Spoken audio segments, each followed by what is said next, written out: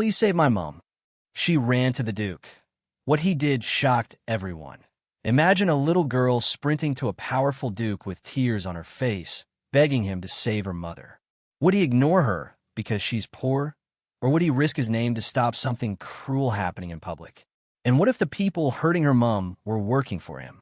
Subscribe for more emotional, twist-filled stories like this. Poppy Lane didn't know her legs could move that fast. She only knew she had to keep going. The cold road slapped her cheeks. Wind pushed her hair into her eyes, but she didn't wipe it away. Every second mattered. In Bramblewick village, people called the old oak the watch tree. It stood at the edge of the square, tall and quiet. It had seen weddings, fights, and funerals. But Poppy had never seen it used the way it was used this morning. Her mother, Maren, stood against it with her wrists tied high. Not to kill her, Poppy knew that. It was worse in a different way. It was meant to shame her in front of everyone. It was meant to make her feel like she was nothing. Mr. Voss, the steward for Duke Greymere, stood nearby with his hands behind his back. He looked pleased, like he had planned the whole thing. "Caught stealing," he announced, loud enough for the whole square. From the Duke's wood, Maren's face was pale, but her eyes were steady. "I didn't steal," she said. "I picked up fallen branches after the storm. That's all." A few people in the crowd shifted like they believed her, but many others leaned in like they wanted to show. Poppy tried to push forward, but someone grabbed her shoulder. It was Mrs. Kettle, the baker's wife. Her hands smelled like flour. "Don't," Mrs. Kettle whispered. "You'll make it worse." Poppy stared at her. How could it get worse? Mrs. Kettle didn't answer. She didn't have to. Poppy saw the way Mr. Voss glanced at her, like he was already deciding what to do with the girl too. Maren's eyes found Poppy's. Her mother didn't cry. She didn't shout. She just mouthed two words, "Go." Now. Poppy's throat tightened. She hated leaving. She hated it. But her mother's look was not a request. It was a warning. So Poppy ran. She ran past the pump, past the shops, past the last cottage on the hill. She ran toward Greymere Hall, where the iron gates stood like a wall against the world. By the time she reached them, she was shaking so badly she could barely speak. A guard stepped forward. He wore a dark coat and a stiff cap. "Stop," he said. Poppy forced out words. "Please, I need the Duke." "The Duke doesn't see." "My mum," Poppy cried. They tied her to the oak. Mr. Voss did it. "Please, please save her." The guard's face changed. He didn't look kind, exactly, but he looked less sure of himself. He studied Poppy's scraped knees, her thin shoes, and her trembling hands. Then he opened the smaller gate. "Wait here," he said. "Don't move." Poppy stood on the gravel path, hugging herself. She heard hurried footsteps on stone steps. A moment later, a tall man came down from the hall. He wasn't smiling. He wasn't friendly, but his gray eyes were sharp and awake. "You asked for me," he said. Poppy's tears spilled. "Please save my mum." The Duke held her gaze, and something in his jaw tightened. "Tell me what happened," he said. Poppy told him everything. When she finished, the Duke went very still. Then he said one sentence that made the guard blink and made Poppy's heart leap. "Bring my horse," Duke Rowan said. "We're going to the square." The village square was loud when the Duke arrived. People weren't just talking. They were feeding off each other's voices, growing bolder because so many were gathered. Then Duke Rowan Greymere rode in. The crowd split like water. Some people bowed. Others froze with mouths half open. Rowan swung off his horse and walked straight to the oak tree. His boots stepped into mud without care. He didn't look at the crowd. He looked at Maren's wrists. Red marks. Swollen skin. Her shoulders shaking from being held too high. Rowan's voice cut through everything. "Untie her." Now. Mr. Voss stepped forward, calm as ever. "Your Grace, she was caught. I said untie her." Mr. Voss's eyes flashed. He turned slightly toward the estate men like he expected them to obey him. Rowan didn't raise his voice, but the air felt colder. "If you make me repeat myself," he said, "you will regret it." One estate man fumbled for a small knife and handed it over. Rowan didn't hesitate. He cut the rope in one clean motion. Maren's arms dropped, and she nearly collapsed. Rowan caught her elbow and held her steady. A wave of shock ran through the crowd. People had expected the Duke to agree with Voss, or at least to stay quiet. Dr. Hale, called from the hall, moved in quickly. Easy, he said. Breathe slowly. Maren's lips trembled. My girl, Poppy. She's safe, Rowan said at once. She's at my house. Maren's eyes closed for a second, like relief was almost too heavy to carry. Mr. Voss cleared his throat. Your Grace, if you let this pass, everyone will steal. Fear keeps order. Rowan turned and faced him fully. His expression stayed calm, but his eyes sharpened. Fear keeps silence, Rowan replied. It doesn't keep order. A man in the crowd muttered, She's a thief.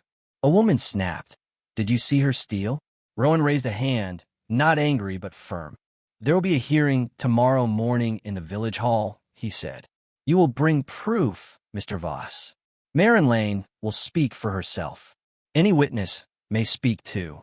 People murmured, surprised. A real hearing? With facts? Mr. Voss's smile turned thin.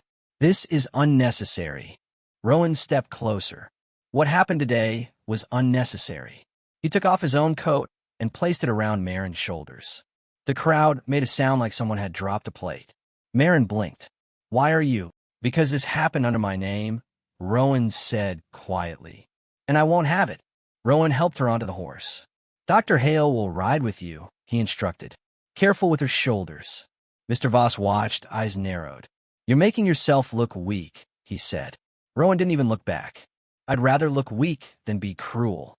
As Rowan rode away with Maren, the crowd stared after him, confused, shaken, and angry in different ways.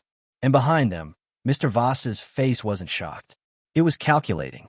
Greymere Hall was quiet that night, but Rowan didn't sleep. Maren rested in a warm guest room.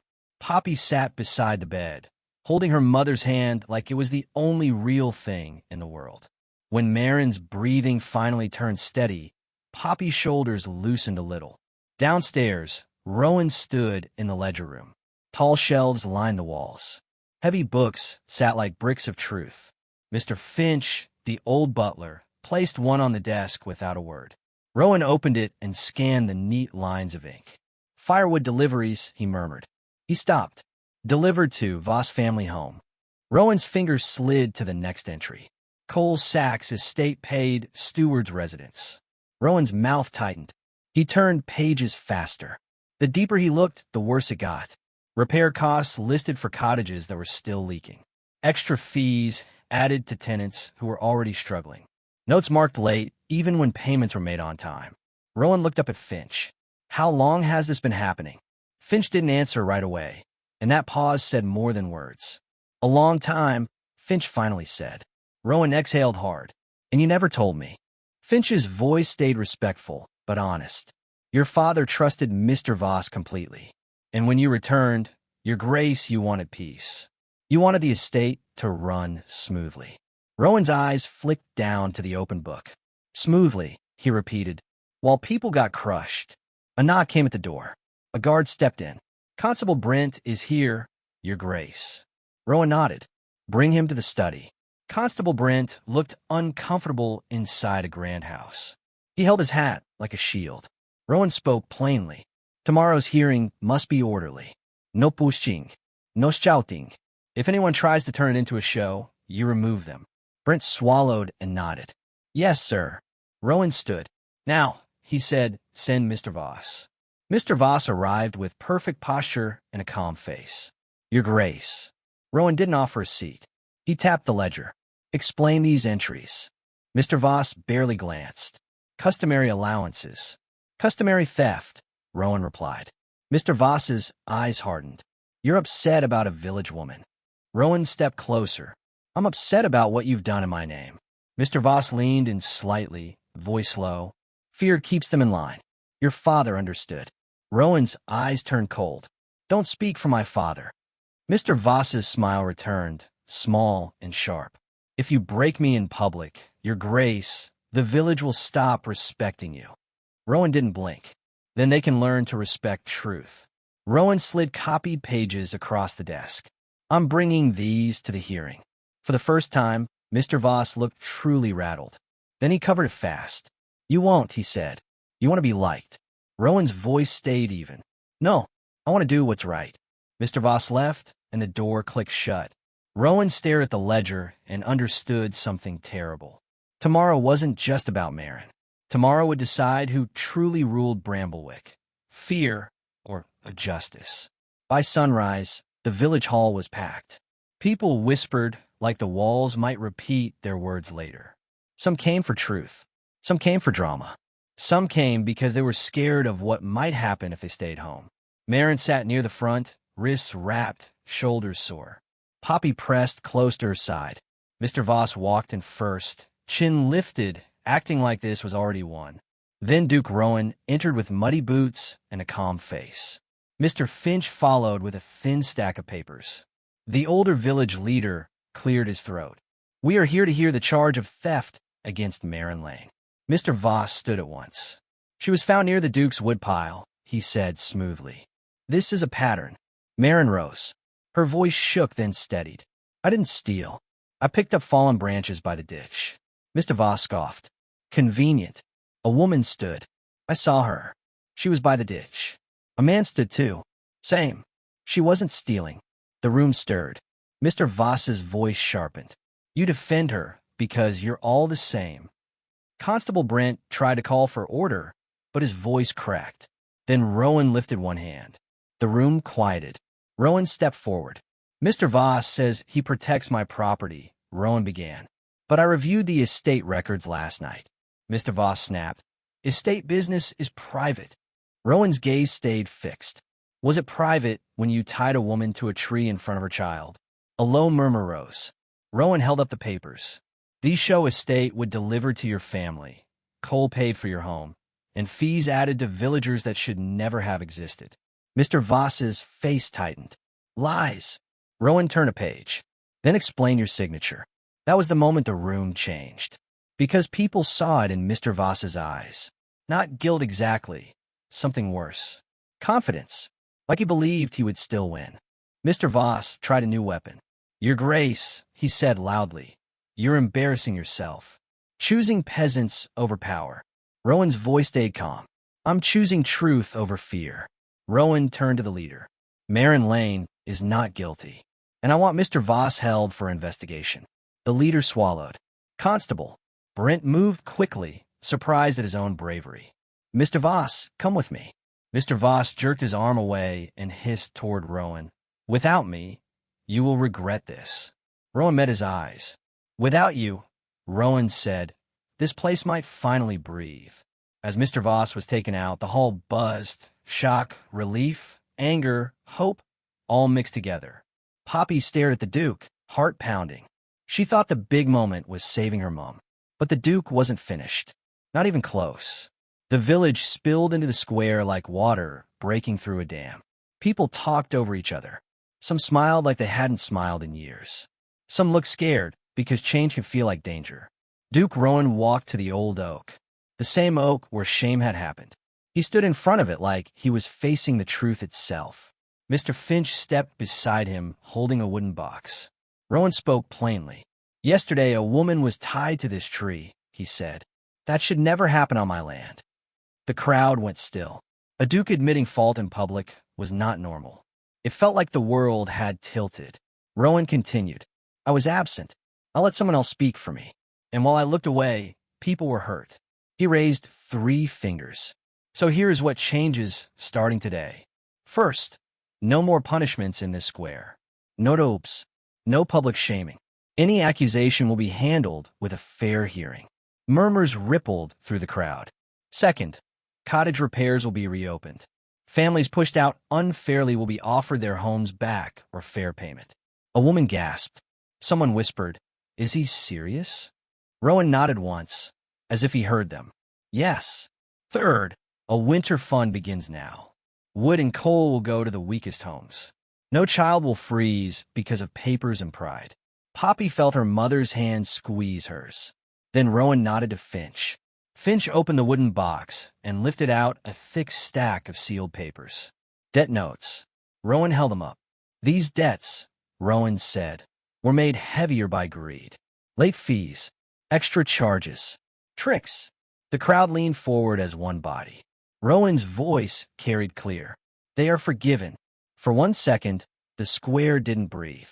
Then everything exploded. People crying, laughing, clutching each other like they might fall apart.